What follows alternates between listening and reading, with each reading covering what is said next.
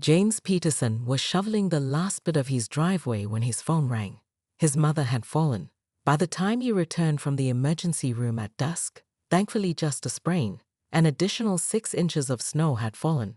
Exhausted but determined, James trudged to his garage for his prized ergonomic snow shovel, custom designed with heating elements in the handle for his Raynaud syndrome. It was gone. Through his kitchen window, illuminated by motion sensor floodlights, he spotted Karen Winters, who had moved in 6 months ago after a bitter divorce. Using his $300 shovel with its distinctive orange handle and custom grip, the same shovel his engineering team had given him after he survived cancer last year. The same shovel with PTERSON laser engraved on the shaft. James threw on his coat and boots, slipping twice on the ice as he approached Karen's property. "Excuse me, but that's actually my shovel," he said, pointing to his name on the handle. Karen looked up, snowflakes catching in her immaculately maintained blonde bob, and smiled with practiced sweetness. "No, I don't think so. I bought this at Costco yesterday." "But it has my name on it," James said, his breath visible in the freezing air. Karen's smile vanished. "Are you calling me a thief? I'm on the HOA board, you know. You should be careful making accusations." She turned her back to him and continued shoveling his walkway with his shovel. 3 days later, another storm hit. From his home office window, James watched Karen not only using his shovel again, but lending it to her friend Beth from 2 streets over. When James approached with photos of him receiving the shovel as a gift, Karen's teenage son filmed the interaction while Karen threatened to call the police for harassment. The following day, James discovered a formal complaint in his mailbox. Karen had reported him to the HOA for aggressive behavior and snow removal violations. The violation notice came with a $150 fine. That evening, at the local hardware store where James went to reluctantly purchase a replacement shovel, he overheard 3 different neighbors complaining about items that had mysteriously disappeared from their garages, only to be spotted later at Karen's house. "She always has some excuse," whispered Mrs. Abernathy, 76, who'd lost her late husband's snow boots. "And her son's always filming if you confront her. Then suddenly, there's a complaint filed against you."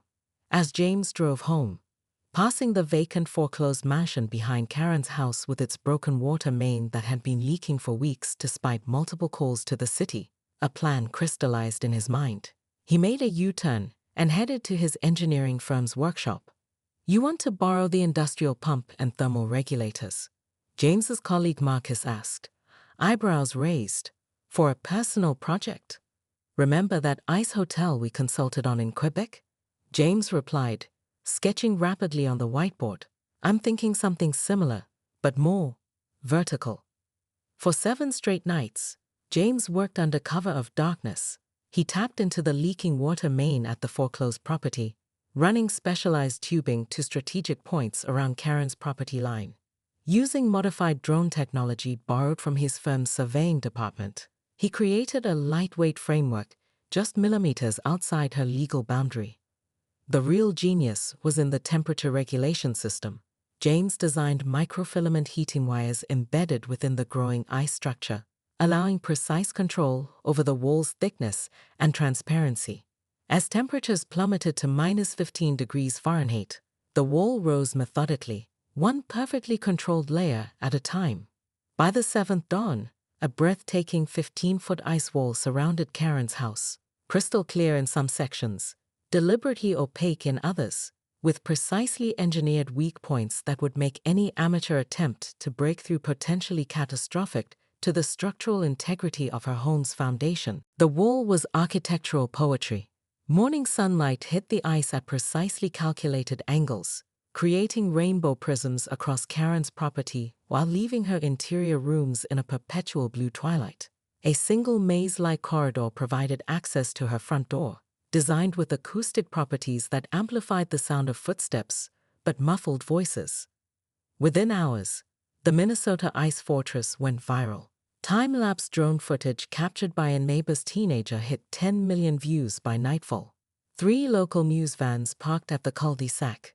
By evening, the Minneapolis Star-Tribune's architecture critic was comparing it to Jerry meets Elsa from Frozen. Just a neighborhood beautification project, James told reporters with a humble shrug, a celebration of winter. Karen, meanwhile, discovered that her attempts to chip away at the wall only triggered dramatic cracks that threatened to destabilize sections above her expensive imported SUV. When police arrived at her call, they found no property line violations and were more interested in taking selfies with the structure than filing reports. The coup de grace. The city's Winter Festival Committee arrived with an official plaque designating the wall an honorary Arctic art installation, granting it temporary protected status. 3 days of Karen's rage-filled social media posts backfired spectacularly when someone recognized James's shovel in her photos, and the entire neighborhood's missing items saga came to light. Anonymous packages began appearing in James's mailbox. Security footage from various neighbors showing Karen entering garages and storage sheds over the past 6 months. On the 5th morning, James found his shovel returned, leaning against his garage with an envelope containing a handwritten apology, a $500 gift card, and printed screenshots deleting all complaints filed against neighbors. As promised to the city, James began the careful, controlled melting process. He'd designed the wall to be removable without flooding, another engineering triumph. As spectators gathered to watch the dismantling, Karen emerged from her house, face rigid with forced humility, and approached James. "You could have built this anywhere," she said quietly. "You didn't have to pick my house." James smiled, adjusting the thermal controls. "Actually, I did. The foreclosed property's water main created perfect conditions. Your house was just convenient." Something in Karen's expression shifted, the realization that she hadn't been specifically targeted by a vengeful neighbor, but simply happened to be in the path of an engineer's winter inspiration. Somehow, this was worse than revenge. The following week, Karen listed her house for sale and moved in with her sister in Arizona.